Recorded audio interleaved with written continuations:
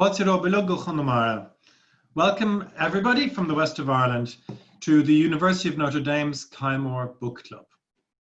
My name is Barry McCrea, I'm from Ireland and I'm a professor of literature at Notre Dame. I teach in the departments of English, Irish and Romance languages, and I'm the Keough Family Chair of Irish Studies.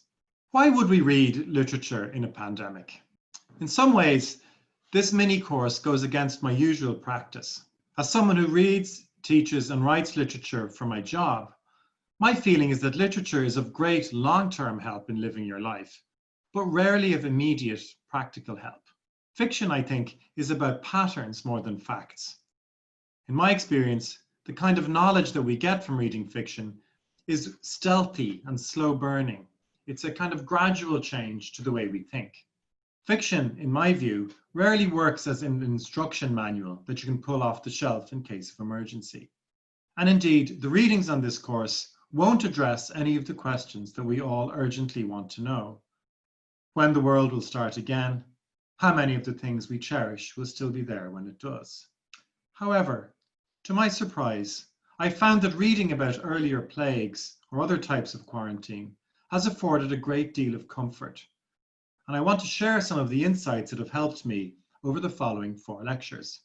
One of the most disorienting things about living through the COVID-19 pandemic is that we have no precedent for it. We don't have a precedent in our own lives, and we don't have a precedent for it in the memories of people we know. It feels as though we're not living life anymore. Even with parts of the economy opening up, it feels as though life is on hold, as though somebody's pressed pause on life. Something that literature can teach us in a way that nothing else can is that this feeling is wrong. The experience of living through a plague is life. It's a form of human experience which is unfamiliar to us, which doesn't have a precedent in living memory, but historically, it's one that is very familiar to humanity as a species.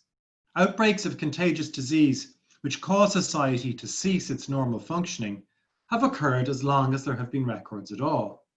Science, technology, socioeconomic systems, all of those things have changed so radically that a factual comparison with our own times makes no sense.